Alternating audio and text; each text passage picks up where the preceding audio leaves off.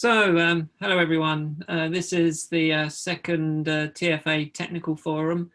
I need to start off with an apology that I have not yet actually managed to upload the first session onto the trustedfirmware.org meetings page. I will do that soon. I've got the permissions and the ability now to do that. So shortly after this meeting, in the next sort of couple of days, I'll make sure both these two sessions are actually uploaded. So I'm actually recording this session so for people to see.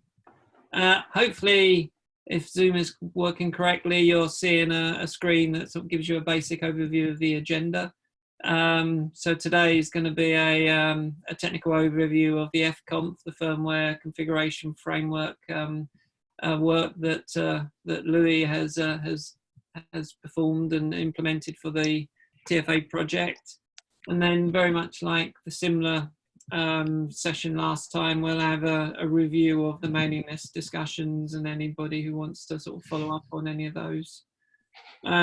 Just before I hand over to Louis, I just want to stress again, my name, Joanna Farley. I'm chairing this this meeting, and the format is an hour. With, depending on how many technical sessions we've got presented, more than welcome for anybody, any partner, any contributor to the project to present as well. It's not just from the maintainers team in ARM who can present. So I'm willing, just pass the any ideas that you want to present on, and like I've done for the last two, I'll make sure that the agenda is sent out in advance. So without any much further ado, I'll hand over to Louis, and I'll stop sharing my screen. And hopefully, Louis, you can have a go at sharing yours. Yeah, let me try.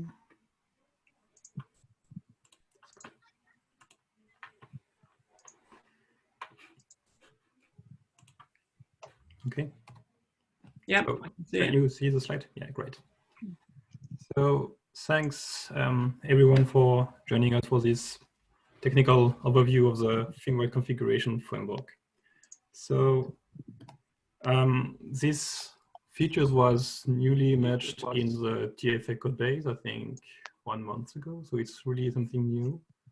And the basic idea behind it is to add some abstraction layer between the code base and the platform data available currently on all the different platforms. So as you can see here, I have a small representation for this. So currently we mainly have the code directly accessing data defined in C data structure, and we want to move to something a bit more scalable. So as I just said, so the current situation is something like this, right? So we have, for example, here I have the chain of trust and the IO policies, which are structures represented in form of an array, and the code directly access them at many places. We want to move to something more like this. I mean, we did move to something more like this. So we had a new block between the two, which is can you see my pointer or not? Just to know that if I point to something. Yes, we can. Great. So we had this Fconf layers between the code and the different data structure we have. And that's allowed us to do something different. For example, so one of the big reasons of doing so is to allow some of the data structure, so data information, to be moved inside configuration DTB instead of having them statically defined in the source code. So this is the main idea. How we did that? So we followed this few design consideration to achieve this. So the first point was to still use C data structure instead of anything else. So like this, we can keep the backward compatibility with the existing code and implementation. And even if we decide to move everything in a device tree, we need a storage for this information. So it works well with C data structure. We want the access to the data to be efficient. So for this, we use a macro. I will show you later how it is implemented. For the data which are moved to device tree, they are published or populate only once for each BL images. So when the BL images start, we will read all the device configuration, so device tree configuration, sorry, and just fill the C data structure to contain the data. So for BL1, we can, so BL1 need, as this is a ROM, we need statically defined data, but we can move data in device tree for BL2 and BL3.1. So the design allow to have like both statically defined information and dynamic information based in device tree, or a mix of them for the same properties. So we came up with the following interface. There's three main regions of the interface. So the most used one is how to access data, right? So we define this Fconf get property macro. I have more on this later. We have a function to load the DTB, which is a Fconf load configuration. And we have one macro and a function to register the different populate function, more on this later too. So first, the main interface, which is a get property.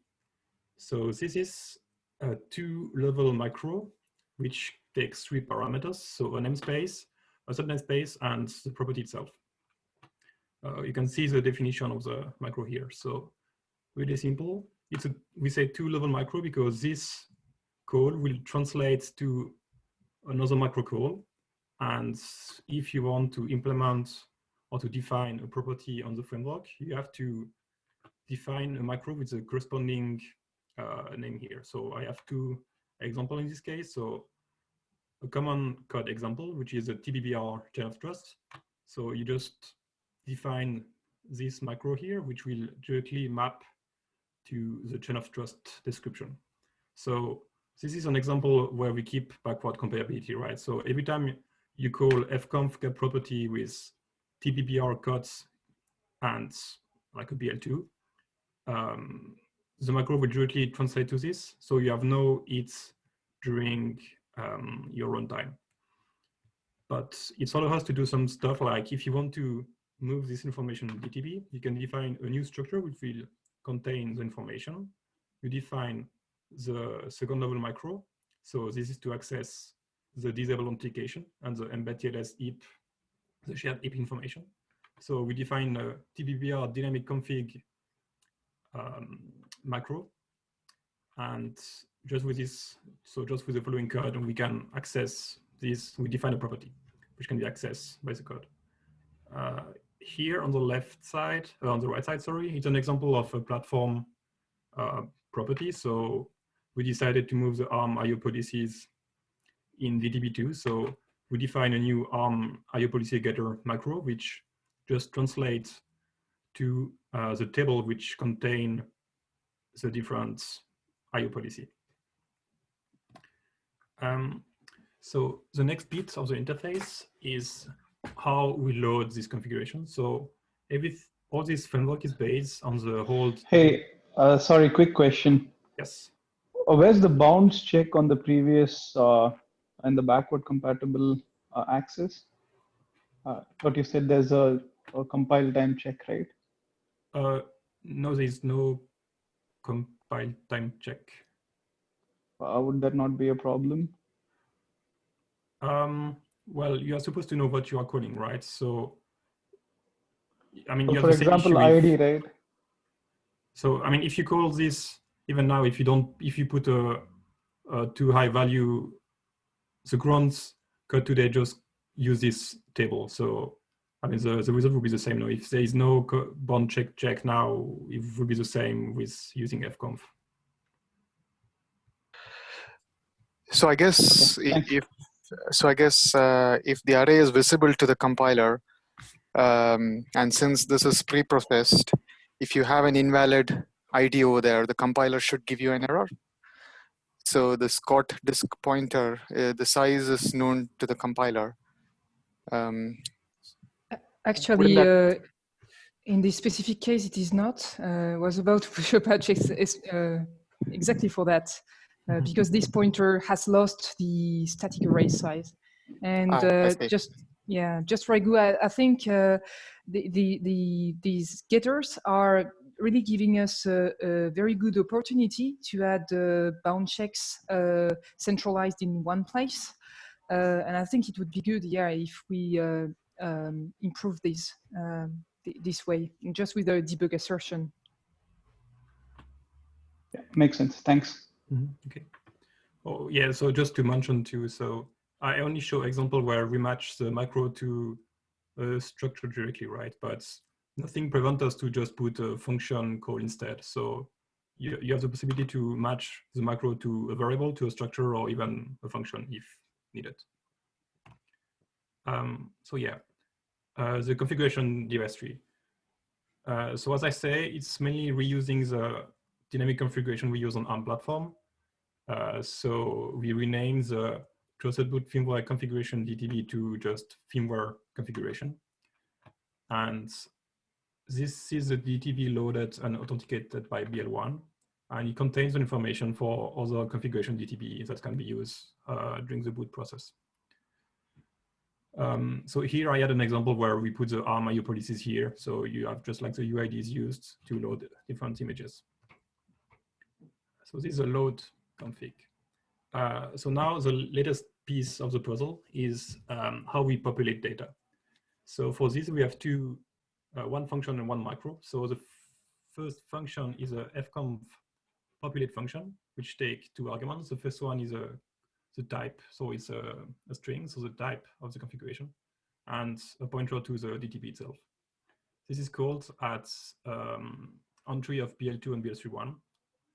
And the goal of this function is to call all the other functions that registered through the second line here, so through the macro to register any callbacks.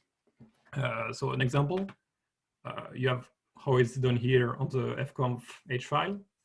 And I put 3 different examples of function implementing this behavior. So this publish, subscribe, or register pattern. So for example, we have, as we mentioned before, the dynamic configuration for TBBR, which allows us to enable or disable the authentication. So you just define one function which takes the configuration DTB, and you use the macro to register it with the config type, which is trusted boot firmware. Same for the ARM IO policies. So you define same function, just with a different name. The goal of this function is to, from this config DTB, to populate the ARM data structure, so ARM IO data structure. And we also set the config type to trusted boot firmware config. And the last one is for different configurations. So if you want to load the hardware topology from the hardware configuration, here's the same like use cases. So this time it's just like using a new configuration file. The point of having this name here is that if, as you reuse the same macro for every registration, when you provide from the fconf populate, so when you call the fconf populate with a specific DTB, so if you provide hardware config, putting the name of the configuration allows us to only call the appropriate populator function and not calling all the other ones which are not meaningful in this case because they will not find the node in the DTB. So I have 2 second diagrams to illustrate a bit the behavior on the code for this. So we are starting by BL1. We have the platform BL1 platform setup calls, and we end up in ARM BL1 setup. At this point, the platform can initialize the IO, and after this, we call the load configuration. We end up in fconf. From fconf, we get statically the information about the firmware configuration, so the DTB itself, and we call the load and out image, so to load the configuration in memory. For this, we can use the fconf gets property macro with statically defined properties inside C data structure. So here's an example of mapping the macro to like statically defined, so including the binary properties. once we got information how to load this configuration DTP, we can just continue the boot process. And we end up in BL2. So on the BL2 boot, the arg0 is this configuration DTP loaded in memory, so the address of this configuration DTP. So we can use this address and call the fconf populate function. And this will call all the trusted boot firmware configuration related populators. So in this case, we only have the dynamic configuration, and it will allow us to enable or disable. So it will populate from the DTP all the C data structure regarding this. Same for the ARM IO policies here. And once this is done, we can just continue the normal flow of the platform. So in this case, we have an example on how we can use, for example, the Fconf to have statically defined IO policies for BL1, but dynamic information for BL2. And it's the same like IO policy. Yeah. Do you have any question about these two diagrams before I continue? Not about this, but a general question, right? So yes, with Fconf, doesn't TBBR become a necessity? So does Fconf only work when TBBR is enabled? No, because you don't need TBBR. So TBBR will only mean that you have to authenticate the different image you load, right? But the loading process will be the same. You will load your configuration. It will just not be authenticated, and you just continue with the normal flow. Right, but isn't that a problem? So, so then every getter or every populate function needs to make sure that you're only getting valid values, right? So you need to range check in your populate function. Is that right? I'm not sure, because, for example, if you take the hardware configuration DTP, which is used for Linux configuration, I mean, it's not related to TBBR at all. So you can extract information from this DTP without having TBBR enabled. Correct, but what I'm saying is, if there's I don't know, let's say there's some frequency value or something, and you give it a ridiculous value, right? So what code catches the fact that it's not a valid value? Oh, I see. Okay. So on your, you can do whatever check you want in your populate function, right? So the populate function is here to read the DTP, extract the information from this DTP. So if you want to implement basic check on the value in your populate function, you are free to do so. Okay, thanks. Sorry. Yes, so Raghu, I think the general intention is if you have configuration which are coming from data files and which are fed into the firmware, the configuration becomes part of the authenticated boot flow. So whether it's TBBR or any other authenticated boot flow, because it's essentially data that can change the behavior of the firmware. So it has to be part of the boot flow, but the framework as such has no dependency on TBBR, if that makes sense. Yes, that makes sense. Thanks. Yeah. Okay. Thanks, Adi. Hi, Varun here. Just on the previous diagram, I have a question. So I represent the Tegra platforms, and there we do not use the BL1 and BL2 components. So does that mean that since we only use BL3.1, we cannot use Fconf?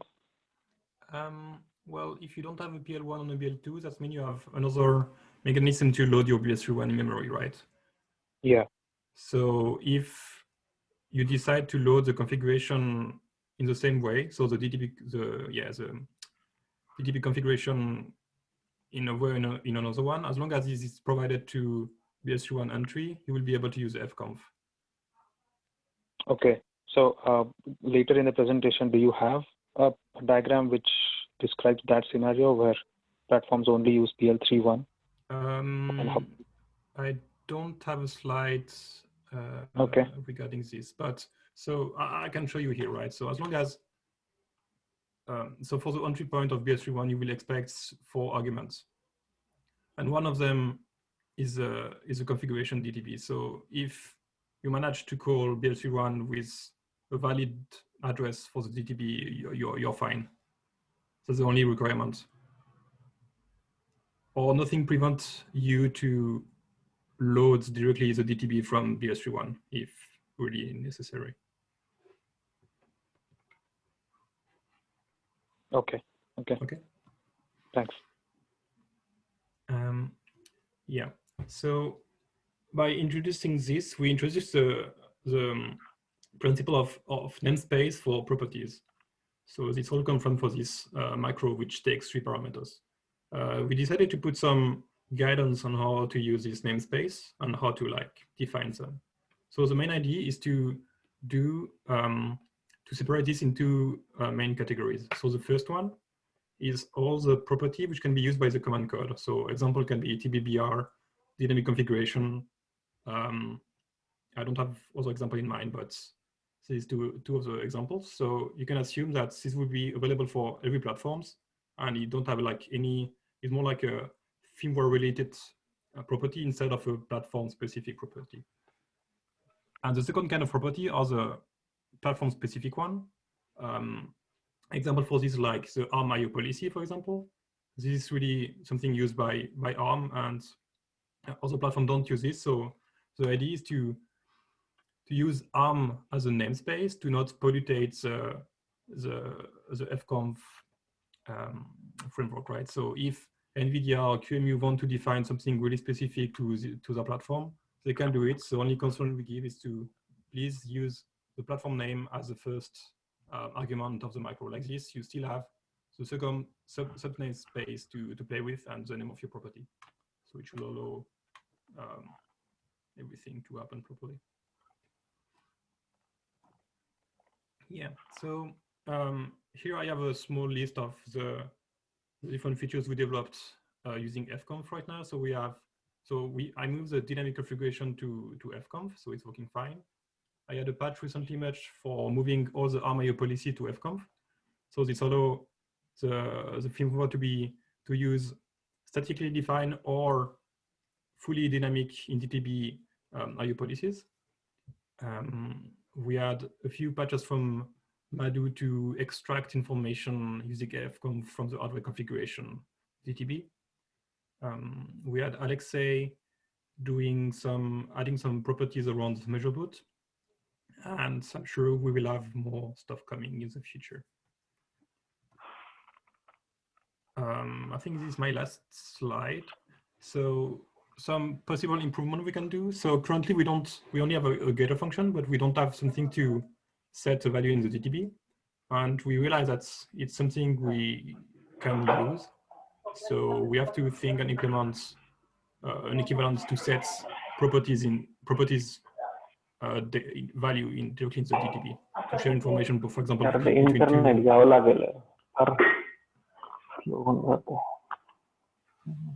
Yeah, so to share information between two BL images.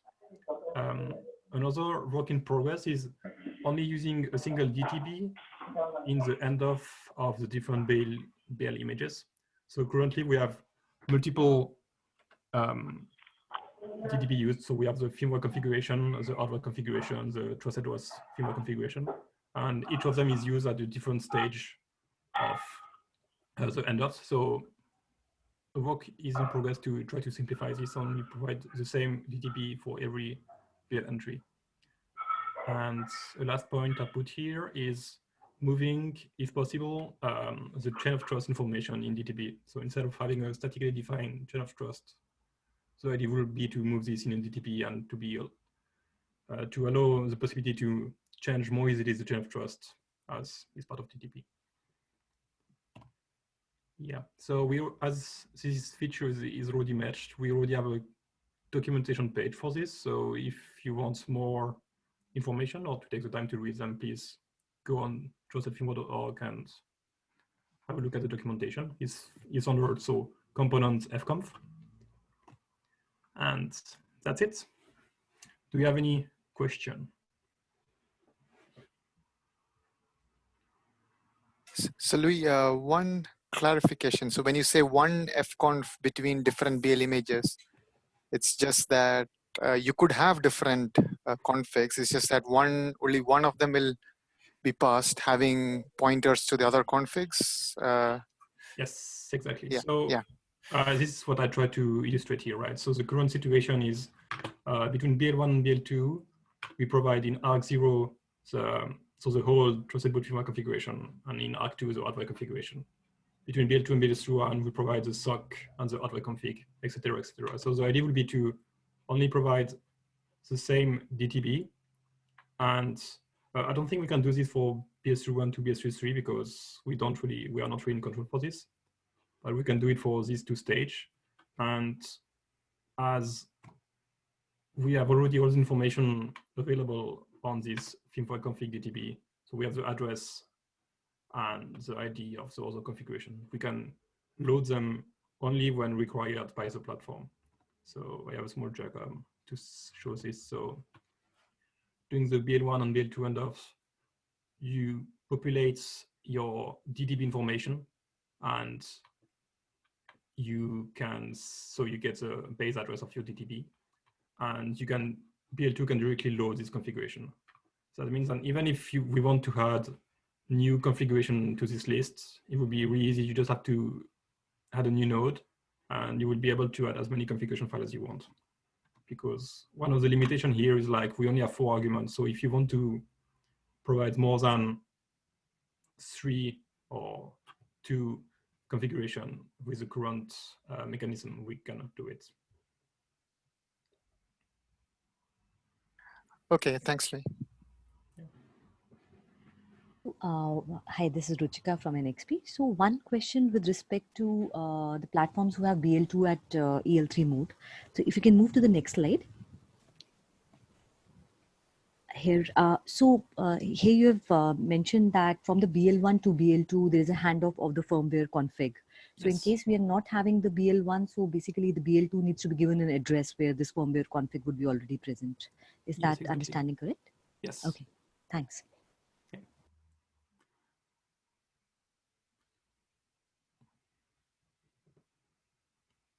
Any other question?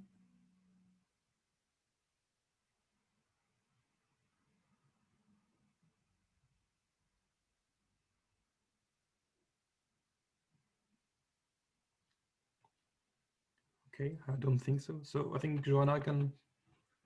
Yeah, if you answer. stop sharing your screen, I'll. Sure. Let me find how to do this. Oh, stop sharing. Here we are.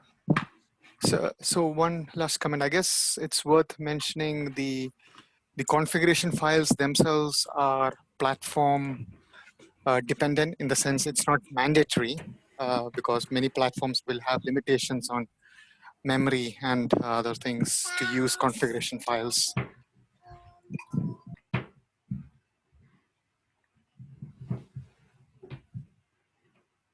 Yeah, it's a good point.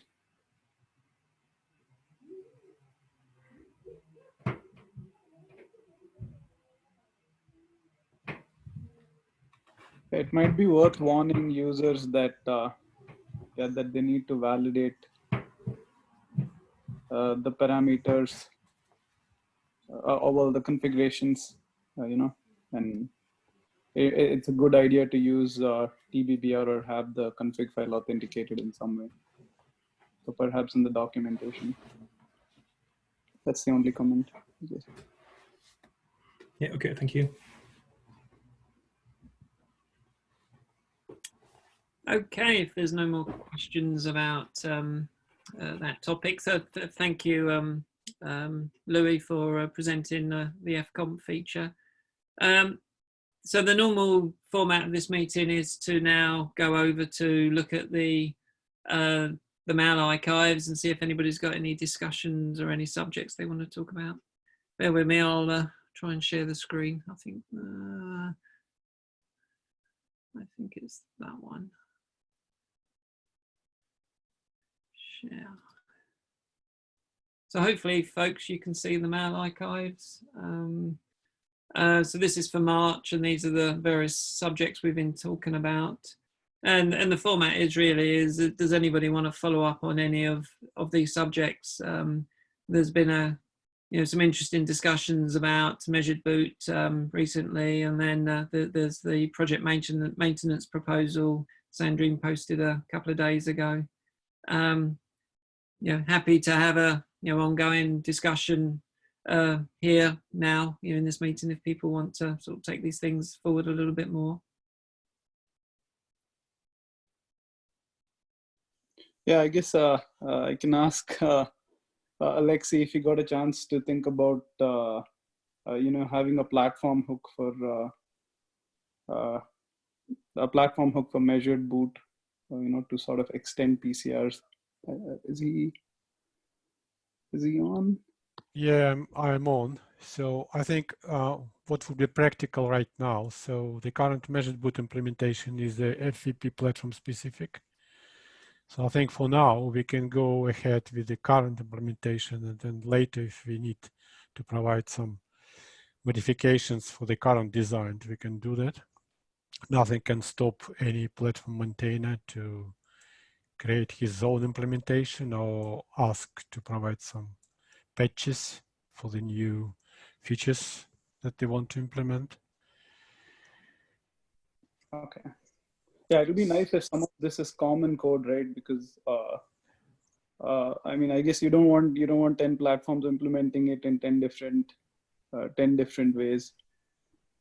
Yeah, but this is just a reference, like our vision how it should be implemented. So yeah, we can have a later discussion for that.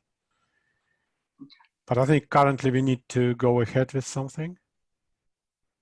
Oh, right. Totally Just understood. to see that something is working. So the proposed design should be proved to be working. Right.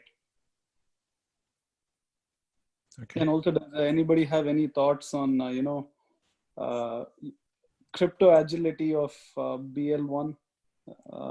I mentioned that too in the email yesterday. So having the option to yes, currently I'm replying to you and to both you and Stuart. So I would suggest that we can, in the later page, I would suggest to create a function with a new API, which would set the TCG hash algorithm. So, and this function can get the parameter passed via the build option configuration from the platform itself, or the if uses values. So it will set the algorithm, and for the FVP, it will be like a weak implementation, and any platform can overwrite. Any platform could overwrite this implementation and to use their own value if they want. And what about extending it to a TBBR? That's just an idea, I guess.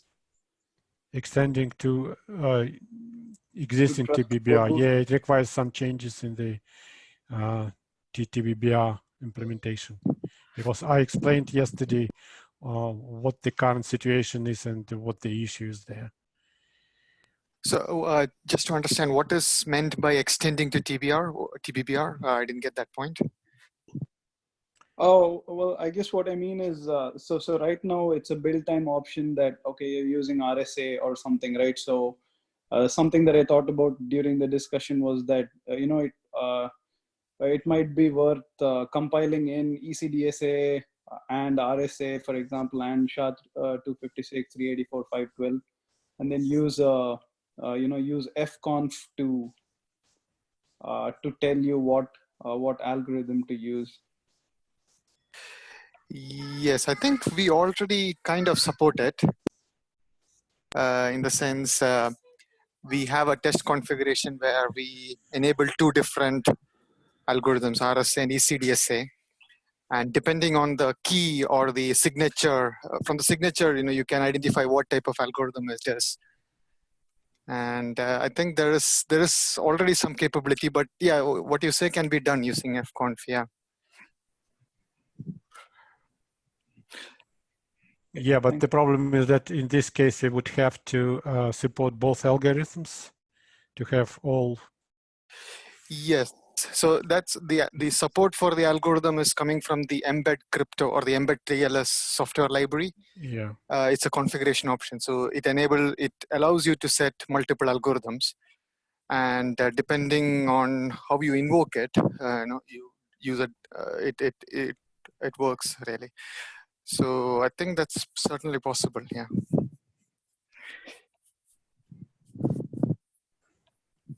Okay, thanks. So one thing I wanted to point out to folks, we've got a 2.3 release coming out soon. Let's have a go into here. So you know, just wanted to bring folks' attention that you know, the tree will need to be freezing on next Friday, so that we have you know, the ability to, you know, do the release. It should take roughly about 10 days, I think, is sort of our average to close the tree, do the extra testing, and, you know, get all the results that we need so that we can tag the tree and then open the tree up again. So we're doing our best to try to process any patch, you know, from partners and everybody to get them in before this date. Please don't give us something big, you know, just a day or two before, because that's very unlikely to make the release. But just wanted you guys to make sure you're sort of aware of this. Then I guess you may have seen. Sorry, was there Varun here. Hi, Varun. You got a question about the release? Yeah, just wanted to understand if there is. I mean, patches will keep on coming in, so I just want to understand if you are maintaining a list somewhere, or is there a cutoff which says that, you know, at least these patches will go in, and then the remaining would be in the next release, something of that sort, or I think yeah, I think we'll be making a call on that next week. You know, as we approach the date, if as I said, if we patches we've got at the moment, I think we're trying to get them all in. You know, if you've got more patches that you want to get in, you know, we'll do our best. But you know, please bear in mind, you know, there is a little bit of a turnaround that we've got to be able to get things in the tree. So I guess it's worth highlighting the patches already in the pipeline are of higher priority. So the new patches will be, you know, will be of lower priority, because the patches which are already in flux, they'll be prioritized to be merged compared to the new ones coming in. Yeah, probably. Okay. Yeah, I'm just worried about any bug fixes that we find out at the last minute. So if there are any such critical bug fixes that have to be merged, then the process would be just send an email to highlight those. Yeah, I think bug fixes are accepted anyway, so they can come through. Yeah. Yeah, we're talking about big patch stacks of you know, new features for platforms. I think we'll you know, bug fixes, as Sobi said, you know, while we're doing the release, if we find the bug ourselves, we'll want it, you know, to try and get a fix in if possible. If you've got bugs as well that you're aware of that come in late, you know, we'll do our best to consider to get the fixes in.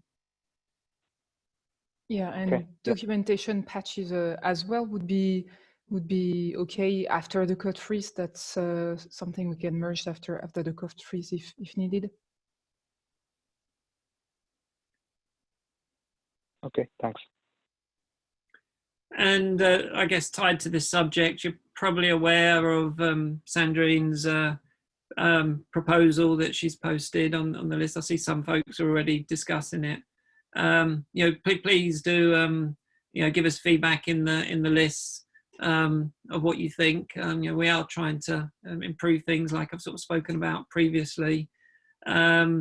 You know, if necessary, or probably you know, once we've got a lot of feedback from folks, well, we may well do a session in one of these meetings perhaps, and you know, talk about it in greater depth. But you know, if any particular things that cross your mind at the moment, I mean, now's an opportunity to raise them. But I will say, please also raise them in the mailing list, because then we can track you know, all the proposed changes. Yeah, especially since we are trying to collate feedback from both TFA and TFM and even OPT in the longer term. So yeah, that's even more important that any feedback is sent to all three communities. Yeah.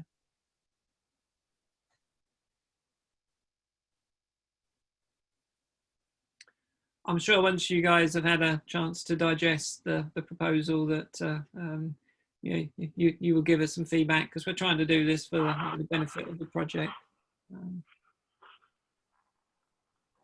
Is there anything else anybody wants to talk about, that we've been sort of covering? I do like sort of things that we'll probably talk about here to have originally been posted on the mailing list, just so that, folks can reference this. But so I have a question. So being outside of ARM, right? So I don't have visibility into what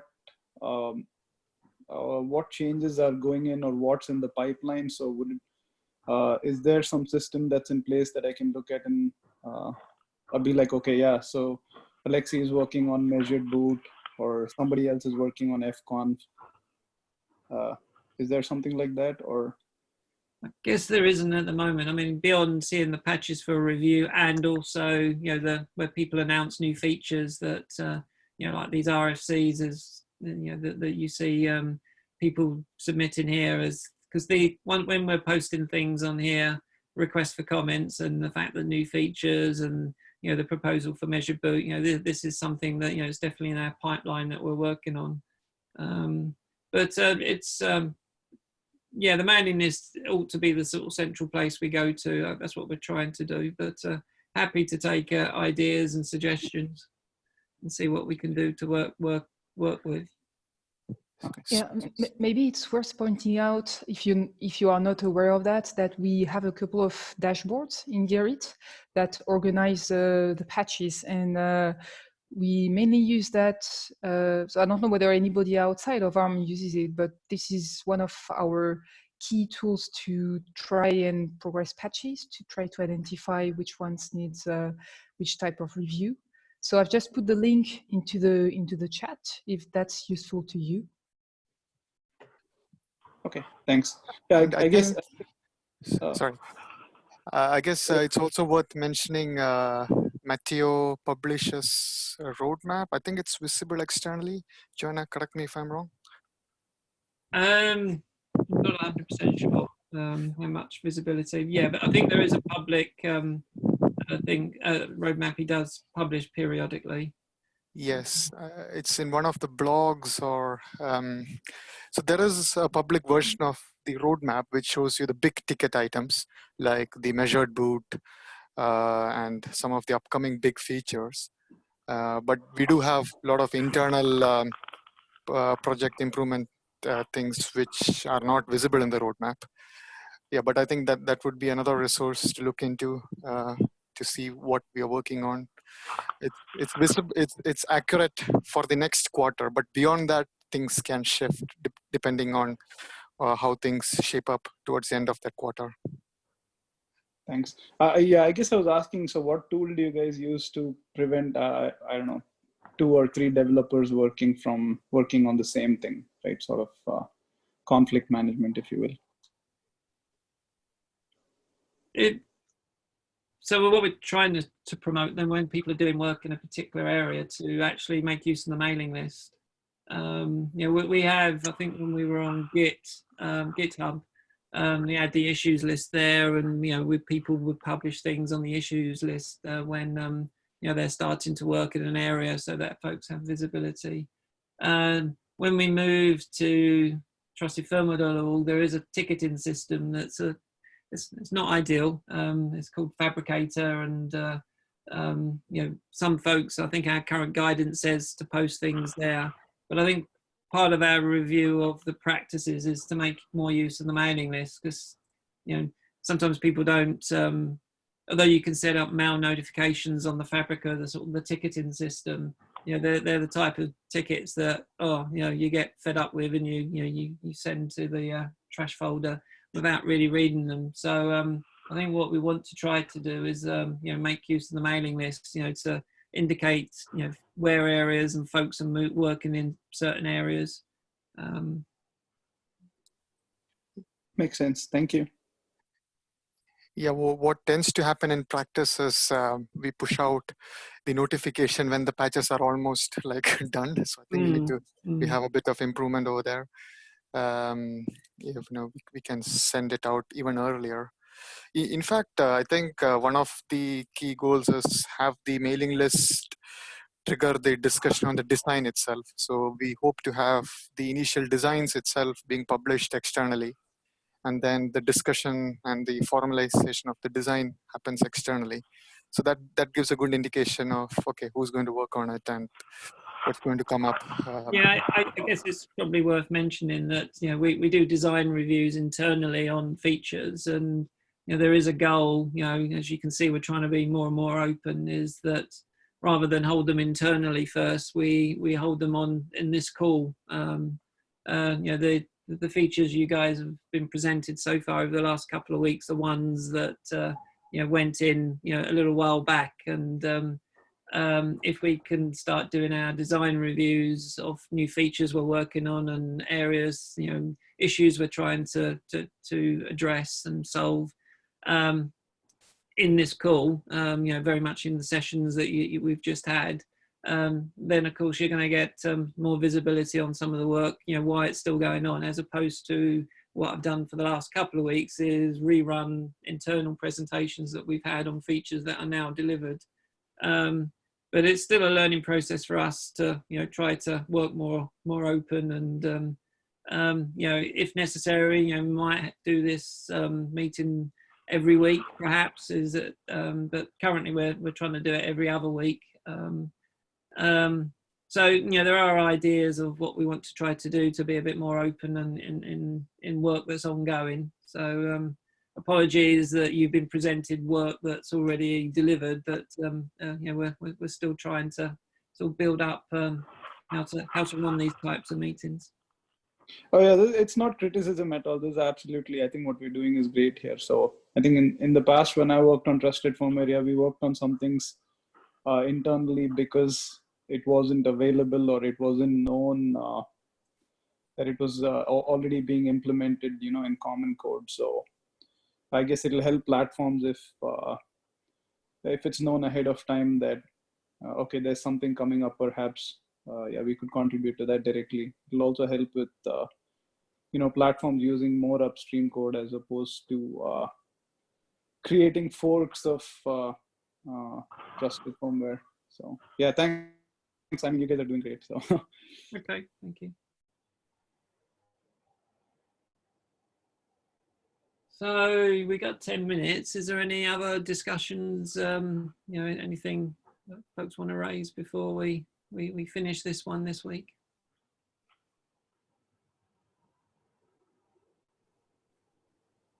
I'm not hearing anything. So last chance. All right. Okay. So thank you, everybody. Hopefully these meetings will, you know, are useful. I do apologize again. I still haven't got the previous recording of the meeting uploaded. It's something it's on my list to do, hopefully in the next 2 or 3 days. And I'll also upload this meeting as well, and it'll be on the, where are we? So it'll be on this site. So at the moment, yeah,